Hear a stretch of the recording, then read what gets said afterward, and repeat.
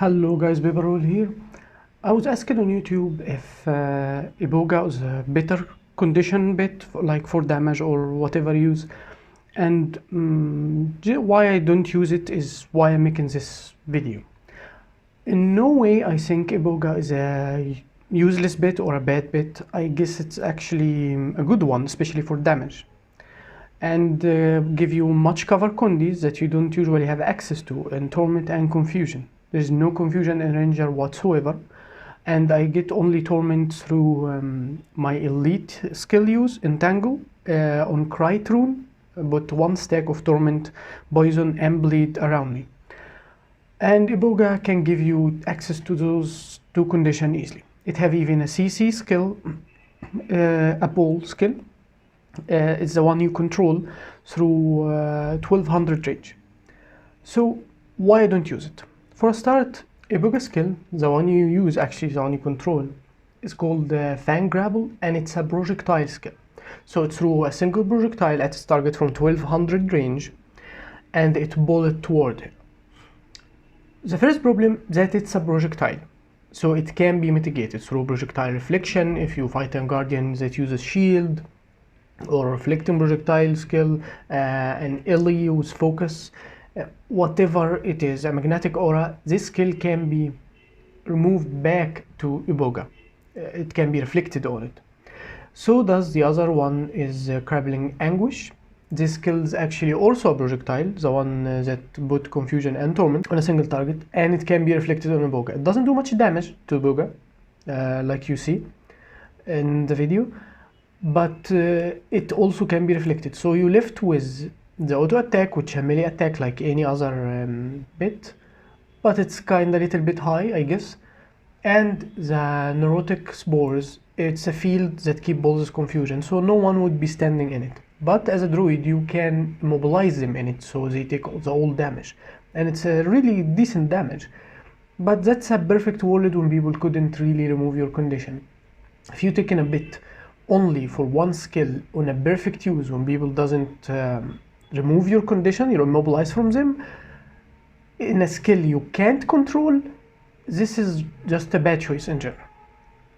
And iboga also is so squishy, like it is one of the weakest bit you can probably have on health of only like 13k health and only 1k toughness. It just dies so easy. Last thing is that the skill you control, Fang Grapple, work only for one target, so you can't really do it on lots of people, so it wouldn't really work on an outnumber situation like you're gonna see when I'm fighting two rangers here. I need to really think when or where I'm gonna use it, which target, and I'm fighting four beings, like two rangers and their bits, so I can't really stop them all. I can only use it on one ranger. Unlike the Electric Wyvern, for example, with Lightning Assault, it actually work for up to 5 targets. It doesn't say here, but it can actually work on a lot of people.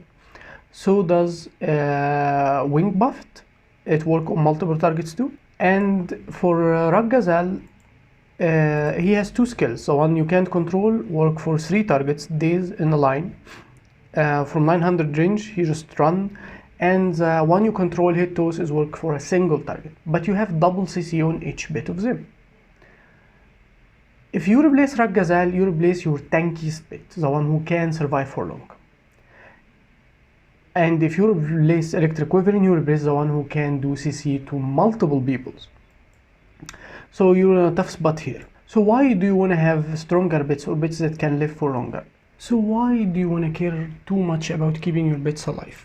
For a start, every bit you have doing 2 CC, if iboga is 1, but let's talk about Raggazal and Electric Wyvern. Raggazal have a 15 second cooldown and 20 second cooldown on hit toss. Electric Wyvern was a 30 and 25. So if your bit died, your cooldown is 1 minute, but if he's still alive, your cooldown on bit swipe is 20 seconds. So you can actually go in melee range at least for 4 CC, about one another, like one this next in swipe bits, one next you go with 4 CC skills immediately, and you still have your concussion shot, your glyph of equality if you're using it, not running quickness or something else, skill 3 lunar impact of Celestia avatar. So you can use a lot of CC at the time, but the thing is, if you don't, if your bit is dead, then a 1 minute is enough for all the CC to reset after the bit swipe.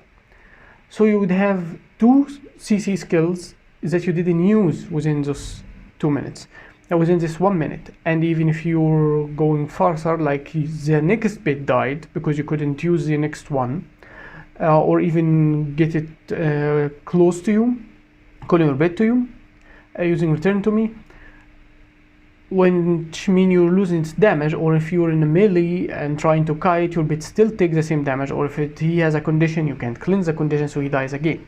That's mean a whole another minute just to swipe bit again. So now your cooldown is 1 minute, not 20 seconds. And that is kind of a downside to it. You have already significant damage through bleed and poison, and you can do quite well. You need a lot of CC, since every 10 seconds you can activate Ancient Seed on a disabled foe. You won't have that with the iboga.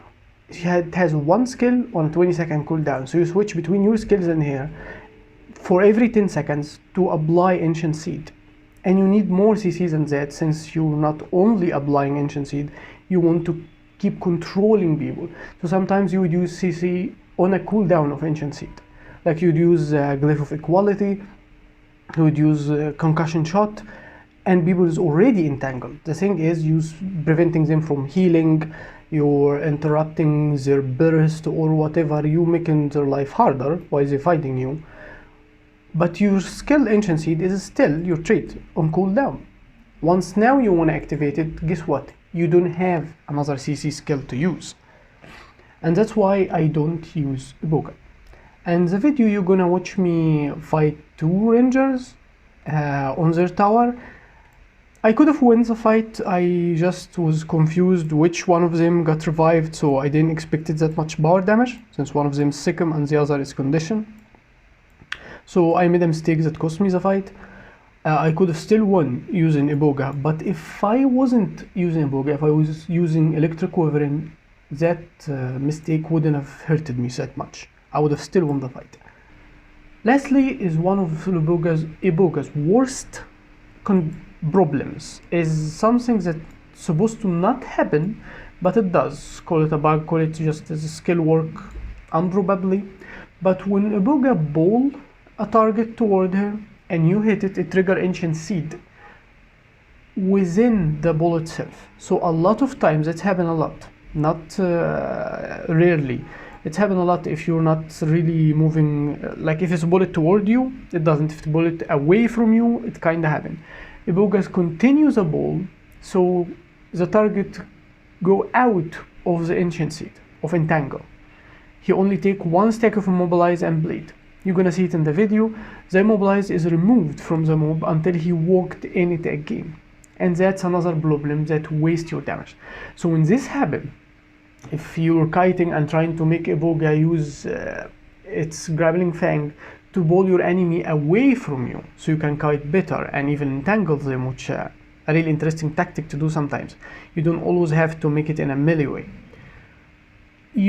Most of the time you will lose Ancient Seed. Your opponent's going to be out of it and he will start attacking you again. So you end up with no triggering Ancient Seed on iboga whatsoever. You only put it in cooldown and you didn't really get the use of it. Your opponent didn't even cleanse it, he just didn't take it. So that's one of the worst problems iboga has. I hope it's fixed at some point. The trigger be after the ball is finished, but that's how it is for now. So tell me what you think about it, guys, if you're liking using it or not. Like I said, it is a good bit for damage and still have a CC and more cover condis. But the downside is more than the plus side. That's why I'm sticking always with Ragazelle and Electric Wyvern. The more CC, the better. Thank you for watching. Like, sub, share if you want, hopefully. And I'll be seeing you next.